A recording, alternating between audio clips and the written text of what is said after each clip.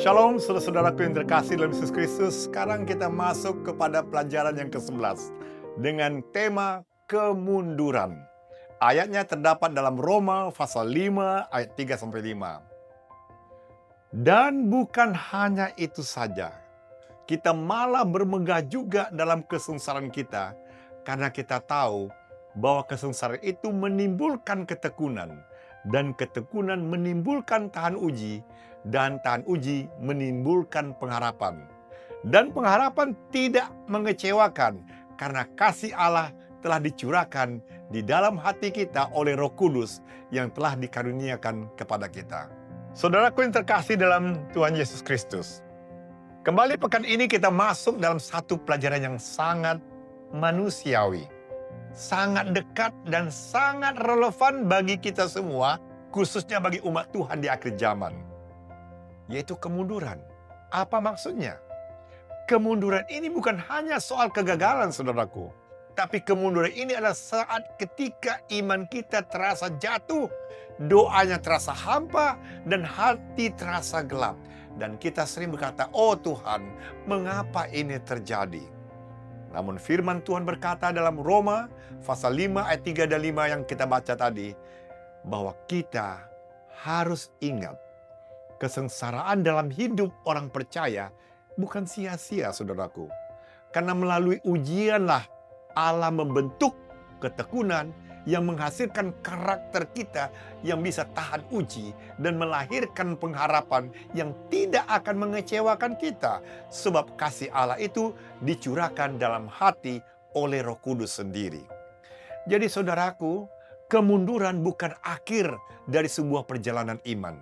Tapi justru sering di titik terendah itulah Allah sedang bekerja paling dalam di dalam kehidupan Anda dan saya. Karena dalam terang pertentangan akbar, kemunduran bukan hanya sekedar perasaan, tapi inilah medan ujian rohani dari masing-masing kita.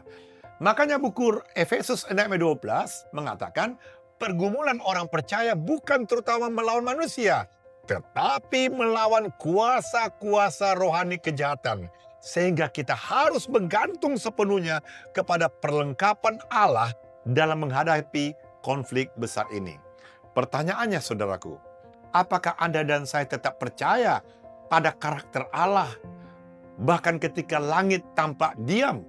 Maka tidak heran dalam buku Habakuk 3 ayat 17-18 menegaskan iman sejati tetap bersukacita dalam Tuhan meskipun keadaan lahiriah runtuh. Karena pengharapan orang percaya tidak bergantung pada situasi, tapi pada Allah sebagai sumber keselamatan. Saudaraku, coba kita pelajari hari demi hari, dan kita masuk hari Minggu dengan tema badai kehidupan, berlandaskan buku Markus pasal 4 ayat 35-41. Saudara, Yesus berkata kepada murid-murid, "Marilah kita bertolak ke seberang." Kalimat ini sederhana, saudaraku. Tapi perhatikan ini. Yesus tidak berkata, kalau cuaca bagus, kita berangkat. Tidak. Yesus tahu badai akan datang, tapi ia tetap mengajak mereka pergi. Mengapa? Karena mengikut Kristus tidak berarti bebas badai. Tetapi berarti kita tidak pernah menghadapi badai sendirian. Dan murid-murid itu nelayan yang berpengalaman. Tapi ketika badai malam itu tiba, melampaui kemampuan pengalaman mereka sebagai manusia. Air masuk, perahu hampir tenggelam. Dan di mana Yesus? Ternyata Yesus tertidur di buritan. Lalu murid-murid berseru, "Guru, engkau tidak peduli kalau kita akan binasa." Saudaraku, inilah kemunduran iman. Bukan karena badai di luar, tapi keraguan kita di dalam hati. Dan bukankah ini juga sering terjadi pada Anda dan saya? Ketika doa kita belum dijawab, ketika kita sakit, ketika ekonomi kita runtuh, bahkan ketika keluarga kita retak. Kita sering berkata, "Tuhan, Engkau tidak pedulikah?" Pelajaran saudaraku dari badai ini adalah, Yesus bisa tampak diam, tetapi sesungguhnya ia tidak pernah tidak hadir di dalam kehidupan Anda dan saya ketika menghadapi badai dalam Ibrani 13 ayat 5. Karena badai, saudaraku, adalah tempat di mana ia mengajar kita bergantung sepenuhnya total kepada Yesus, bukan kepercayaan dari diri kita sebagai manusia. Makanya dalam buku Amsal pasal 3 ayat 5 dan 6 mengajarkan agar kita percaya sepenuhnya kepada Tuhan dan tidak mengandalkan pengertian kita sendiri. Sebab kita mengakui Dia dalam segala jalan dan Ia akan menuntun dan meluruskan langkah hidup kita. Oleh sebab itu, saudaraku, kalau Anda membaca buku Kerinduan Segala Zaman, halaman 336, di situ dituliskan bahwa Kristus tidak pernah meninggalkan setiap orang yang percaya kepadanya, apalagi yang berseru kepadanya dalam bahaya. Nah, sebagai aplikasi pelajaran hari Minggu ini adalah, jika minggu ini Anda sedang mengalami badai, jangan hanya melihat ombak atau badai di depan mata kita, tapi pandanglah pada Yesus yang ada di dalam perahu kehidupan kita. Dan berdoalah, ya Tuhan, aku percaya Engkau ada di sini. Nah, sekarang kita masuk pelajaran Senin dengan tema disembuhkan oleh iman, berlandaskan Markus pasal 5 ayat 21 sampai 34. Saudara-saudara, sekarang kita pindah dari badai ke peristiwa kekerumunan. Ketika Yesus kembali ke pantai, ada banyak orang yang berdesak-desakan. Lalu seorang perempuan yang sudah mengalami sakit bertahun-tahun, kurang lebih 12 tahun, saudaraku, bahkan mungkin uangnya sudah habis dan dokter juga tidak bisa menolong dia. Dia datang dengan satu keyakinan, asal kujamah saja jubahnya, aku akan sembuh.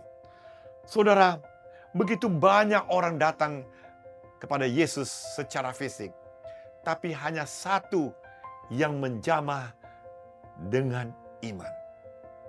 Makanya Yesus berhenti dan berkata, "Hai anakku, imanmu telah menyelamatkan engkau."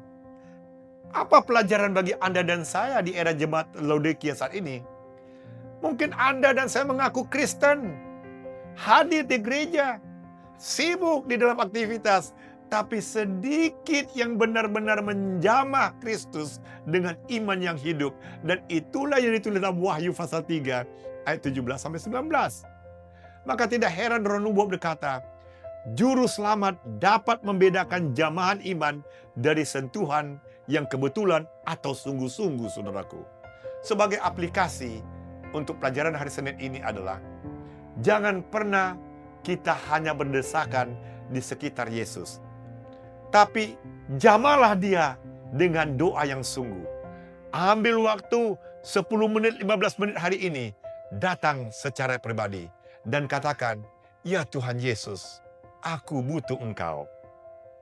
Kita masuk pelajaran Selasa dengan tema Ayub, iman dalam gelap.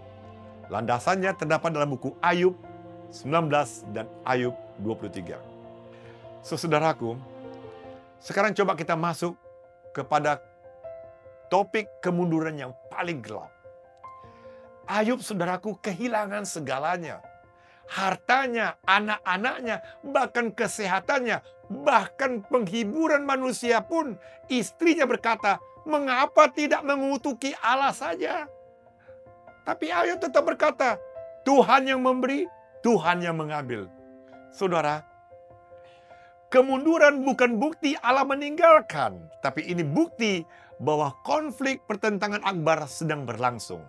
Makanya dalam Ayub pasal 1 ayat 6-12 menunjukkan penderitaan Ayub terjadi pada konteks pertentangan akbar.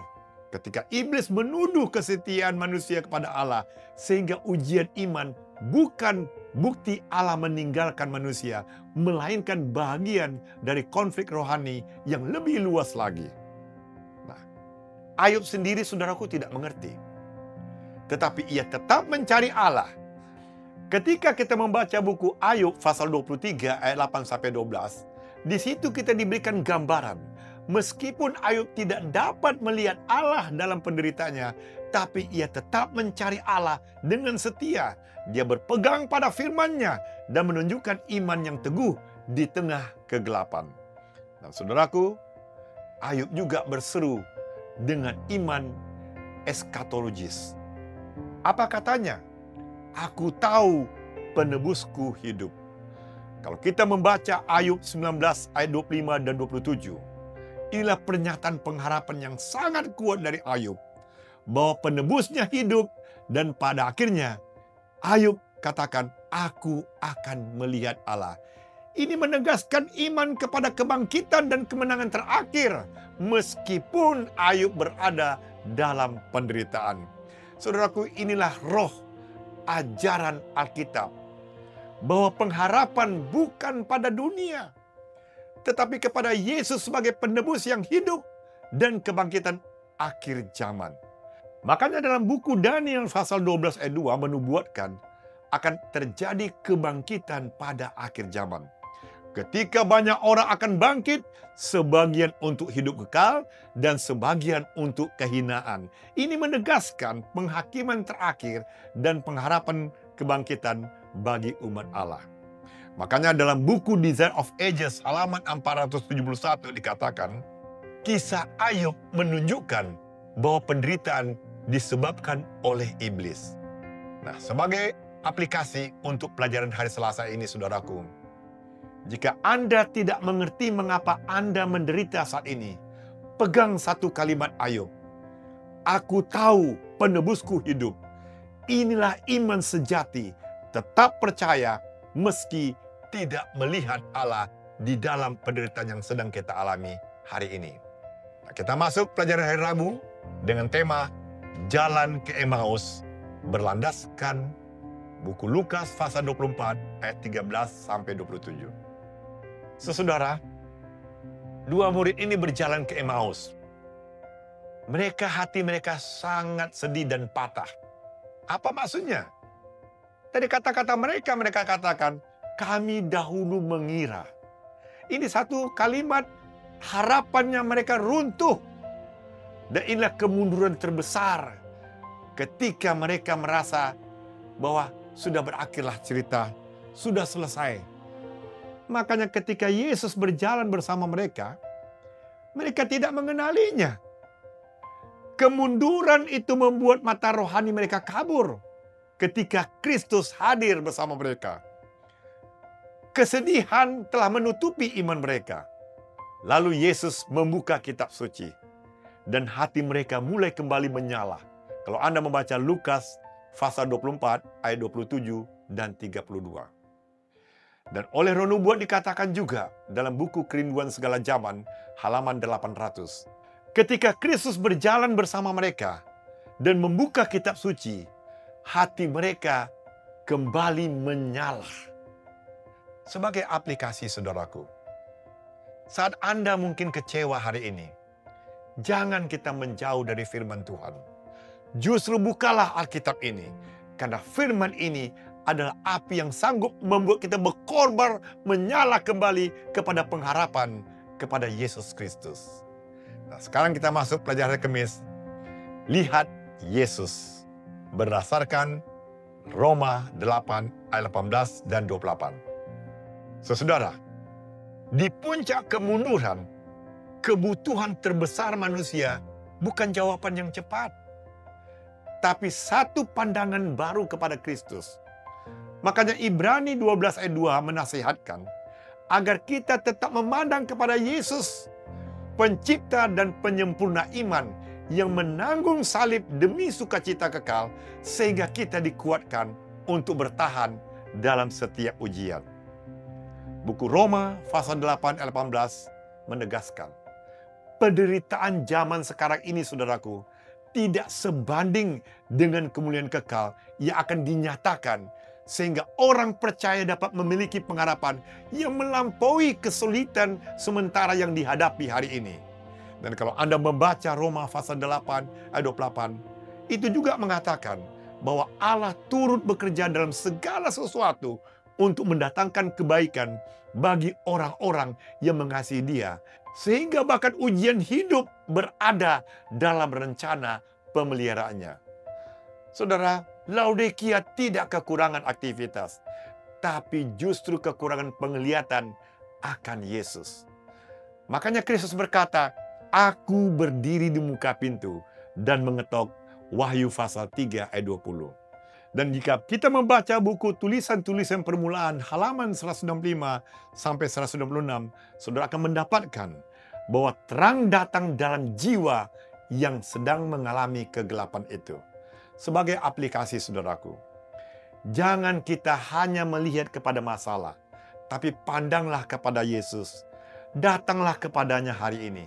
Dan kita serahkan beban kita. Dan kita percaya kepada Dia yang telah memegang akhir daripada cerita kehidupan kita masing-masing. Sebagai penutup saudaraku, ingatlah nubuatan tentang umat sisa di akhir zaman. Bahwa kemunduran adalah bagian dari perjalanan umat sisa dalam menghadapi pertentangan akbar yang sedang berlangsung saat ini. Namun, di dalam Kristus saudaraku, badai akan ditenangkan. Iman akan dipulihkan dan penderitaan akan dimurnikan. Dan mata rohani kita akan dibukakan dan pengharapan kita akan diarahkan kepada kemuliaan kekal. Sebagaimana ayat inti tadi dalam Roma 5 ayat 3-5. Nah, sekarang justru pertanyaannya, apakah Anda dan saya hanya dekat dalam kerumunan? Atau kita benar-benar menjamah Kristus? Apakah kita berjalan dalam kekecewaan atau kita mengenali Yesus di jalan yang kita sedang lalui hari ini? Jangan hanya kita bertahan, saudaraku, dalam kemunduran, tapi pandanglah pada Yesus. Karena ketika kita hidup menjelang penutupan pintu kasih akan segera ditutup, hanya orang-orang yang berpaut kepada Yesus, anak domba Allah, yang akan sanggup berdiri sampai akhir. Itulah yang ditulis dalam Wahyu pasal 14 ayat 12. Kiranya Tuhan memberkati kita semua.